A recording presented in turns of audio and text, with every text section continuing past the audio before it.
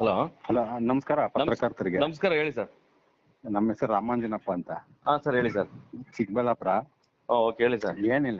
ಏನಿಲ್ಲ ಸಿ.ಟಿ. ರವಿ ಒಂದು ಹೇಳಿಕೆ ಕೊಟ್ಟಿದ್ರು. ಯಾವ ವಿಚಾರವಾಗಿ ಸರ್? ಕಾಂಗ್ರೆಸ್ ಬ್ಲೇಡ್ ಇಲ್ದಂಗೆ ಜನರ ತಲೆ ಬೋಳಿಸ್ತಾ ಇದೆ ಅಂತ. ಅದಕ್ಕೆ ನಮ್ಮ ಸವಿತಾ ಸಮಾಜಕ್ಕೆ ಒಂದು ಅವಮಾನ ಪದ ಅಲ್ವಾ ಅದು? ಖಂಡಿತ, ಯಾರು ಆ ಪದ ಬಳಸಂಗಿಲ್ಲ. ಅದಕ್ಕೆ ಅದ್ರ ಬಗ್ಗೆ ನಮ್ಮ ಒಂದು ತಿಪ್ಟೂರು ನಾಗರಾಜ್ ಅವ್ರದ್ದು ನಂದು ಒಂದು ಫೋಟೋ ಹಾಕಿ ಹೇಳಿ ಸರ್, ಮಾಹಿತಿ ಹೇಳಿ ಸರ್. ಒಂದು ಮಾಹಿತಿ ನಿಮ್ಗೆ ಕಳ್ಸಿಕೊಡ್ಲಾ? ಕಳಿಸ್ಕೊಡಿ ಸರ್. ಸರ್, ತಮ್ಮ ಹೆಸರು ಗೊತ್ತಾಗ್ಲಿಲ್ಲ. ಸರ್, ನಾಗರಾಜ್ ಪ್ರಜಾವಾಣಿ ಅಂತ. ನಾಗರಾಜ್ ಪ್ರಜಾವಾಣಿ. ನಾನು ಹೋಬಳಿ ಲೆವೆಲ್ ಮಾಡ್ತಾ ಇದ್ದೀನಿ. ಡಿಸ್ಟ್ರಿಕ್ಟ್ ಲೆವೆಲ್ ಇರೋರಿಗೆ ನಾನು ಕಳಿಸ್ಕೊಡ್ತೀನಿ. ನಿಮ್ದು ಯಾವ ಸರ್? ನಮ್ದು ಬನ್ನೂರು. ಬನ್ನೂರಾ? ಬನ್ನೂರು ಮತ್ತೆ ವರ್ಣ ಹೋಬಳಿ ಎರಡು ಇದೆ. ನನ್ಗೆ ಡಿಸ್ಟ್ರಿಕ್ಟ್ ಲೆವೆಲ್ ಯಾರು ಬರ್ತಾರೆ, ಈಗ ನಿಮ್ದು ಚಿಕ್ಕಬಳ್ಳಾಪುರ ಅಡಿಷನ್ ಬೇರೆ ಇರುತ್ತೆ, ಬೆಂಗಳೂರು ಗ್ರಾಮಾಂತರ ಬರುತ್ತಲ್ಲ. Okay sir. ಹಾಗಾಗಿ ಆ ಪೇಪರ್ ಅಡಿಷನ್ ಬೇರೆ ಇರುತ್ತೆ. ಬೆಂಗಳೂರಲ್ಲಿ ಇರುವಂತ ಸಂಬಂಧಪಟ್ಟಂತ ಆಫೀಸ್ಗೆ ನಾನು ಕಳಿಸ್ಕೊಡ್ತೀನಿ, ಅವ್ರು ಹಾಕೋತಾರೆ. ನಮ್ಗೆ ನನ್ನ ಗ್ರೂಪ್ಗಳಲ್ಲಿ ಕೂಡ ಹಾಕ್ತೀನಿ, ಮತ್ತೆ ಇದೊಂದು ಆಡಿಯೋ ಕೂಡ ನಾನು ಸುದ್ದಿ ಮಾಡ್ಕೋತೀನಿ. ಏನ್ ವಿಚಾರ ಮಾತಾಡೋಣ ಸರ್? ಹಾಗೆ ಮಾತಾಡಿ. ನಾನು ನೀಟಾಗಿ ಅದನ್ನ ಬರೆದು ನಿಮ್ಗೆ ನಿಮ್ಮ ಈಗ ಆ ಪದ ಯಾವಾಗ ಬಳಸಿದ್ರು, ಯಾವ ವಿಚಾರಕ್ಕೆ ಬಳಸಿದ್ರು? ಈ ಮೋಸ್ಟ್ಲಿ ಅವರು ಈ ಒಂದು ಗ್ಯಾರಂಟಿಗಳಿಗೋ ಏನಕ್ಕೋ ಬಳಸಿದ್ದಾರೆ. ಅದಕ್ಕೋಸ್ಕರ ನಮ್ಗೆ ಆ ಪದ ಅಂದ್ರೆ ಆ ಪದ ಬಳಸಿದಾಗ ನಮ್ಗೊಂದು ಸಮಾಜಕ್ಕೊಂದು ಉದಾಹರಣೆಗೆ ಈಗ ಸಿಟಿ ಹೊಡಿತಾರೆ, ಸಿಟಿ ರವಿ ಅಂದ್ರೆ ಅವ್ರಿಗೆ ಎಷ್ಟು ಬೇಜಾರಾಗಲ್ಲ ಅಲ್ವಾ? ಅದೇ ತರ ಒಂದು ಇಡೀ ಸಮಾಜನ ಮಾತಾಡುವಂತ ಕೆಲಸ ಆಗಿದ್ರೆ ತಪ್ಪಲ್ವಾ? ಅದು ನನ್ಗೆ ಬಹಳಷ್ಟು ನೋವುಂಟು ಮಾಡುತ್ತೆ ಸರ್. ನಮಗೂ ಕೂಡ, ಯಾಕೆಂದ್ರೆ ಯಾವ ಸಮಾಜನೂ ಯಾರನ್ನೂ ಬಿಂಬಿಸ್ಬಾರ್ದು. ಅಲ್ಲ, ಬೇರೆ ಮಾತಾಡಕ್ ಬರಲ್ವಾ? ಚೆನ್ನಾಗೇ ಮಾತಾಡ್ತಾರಲ್ಲ, ಬೇರೆ ವಿಚಾರ ಎತ್ಕೊಂಡ್ ಮಾತಾಡ್ಬೋದಲ್ಲ. ನಾನು ಅದಕ್ಕೆ ದೇವರಿಗೆ ಹರಕೆ ಸಲ್ಲಿಸ್ತೀವಿ ಅಲ್ವಾ? ಸೇವೆ ಸೇರಿಸಿದಂತೆ. ಹೌದು. ಇನ್ನಿತರೆ ಸಮಯದಲ್ಲಿ ತಲೆ ಕೂದಲು ತೆಗೆಯುವುದು ಸವಿತಾ ಸಮಾಜದ ಒಂದು ಸ್ವಾಭಿಮಾನದ ಕೆಲಸ ಅಲ್ವಾ? ಹೌದು. ಪುಣ್ಯದ ಕೆಲಸ ಅಲ್ವಾ? ಹೌದು. ಅವ್ರಿಲ್ಲ ಅಂದ್ರೆ ಸರ್, ನೀವಿಲ್ಲ ಅಂದ್ರೆ ಸರ್, ನಾವೆಲ್ಲ ಇಷ್ಟ ಚೆನ್ನಾಗಿ ಎಲ್ಲಿರಕ್ಕಾಗುತ್ತೆ? ಇವರು ಮಾಜಿ ಇವರೇ ಕಟ್ ಮಾಡ್ಕೊಳಂಗಿದ್ರೆ ತಲೆ ಕೂದ್ಲುನ ಇನ್ನೊಂದ್ ಕೈ ಬೇಕಾಗಿತ್ತೇನೋ ಎಲ್ಲಾರ್ಗುನು, ಈ ತರ ಮಾತಾಡೋರ್ಗೆ ಎಲ್ಲಾರ್ಗುನು. ಇವರು ಮಾಜಿ ಸಚಿವರು. ಹೌದು. ಸಿ.ಟಿ. ರವಿ ಮೋಸ, ವಂಚನೆ, ಕಳ್ಳತನ ಮತ್ತು ದರೋಡೆಯನ್ನು ತಲೆ ಬೋಳಿಸೋದಕ್ಕೆ ನಾವು ಹೋಲಿಕೆ ಮಾಡಿದ್ರೆ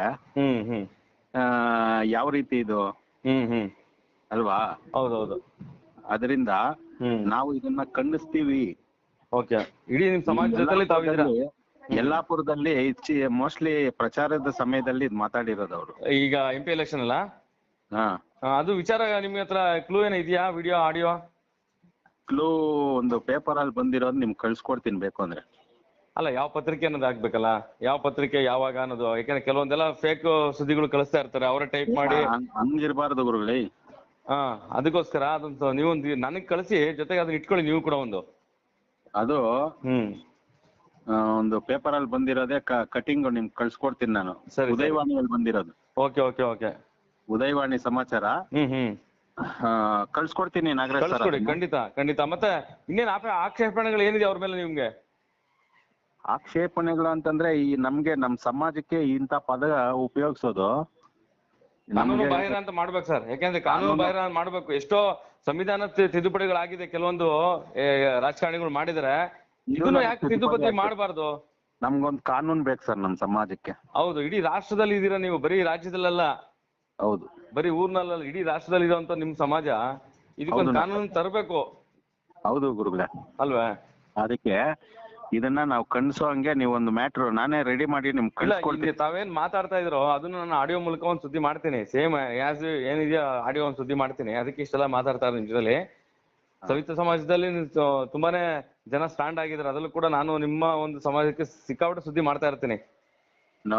ನಮ್ಮ ಗ್ರೂಪ್ ಅಲ್ಲಿ ನೀವು ಆಗ್ತಾ ಇರ್ತೀರಾ, ಕೇಶವ ವಿನ್ಯಾಸ್ಕರ ವೇದಿಕೆಯಲ್ಲಿ. ಹೌದೌದೌದೌದು.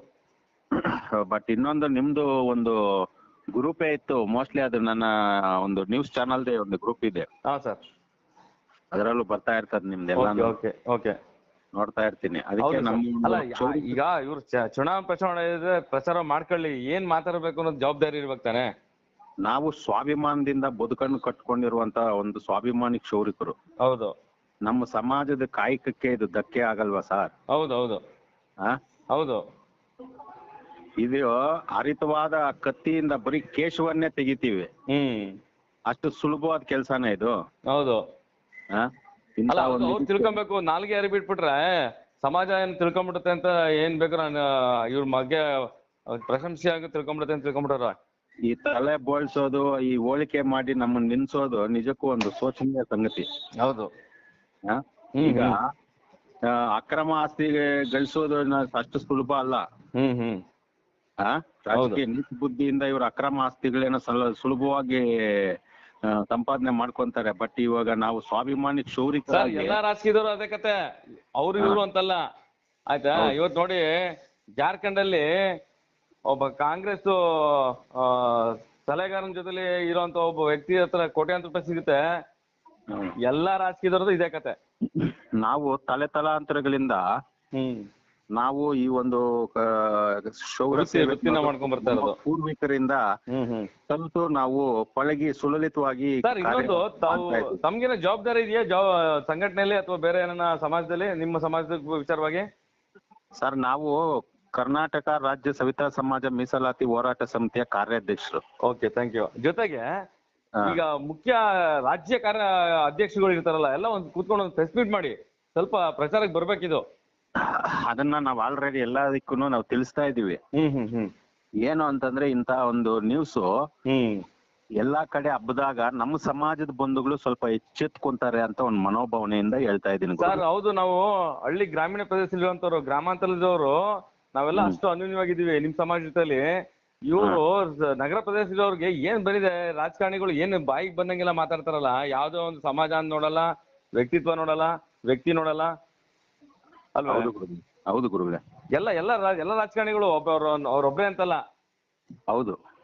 ಅದಕ್ಕೆ ಇದನ್ನ ನಾವು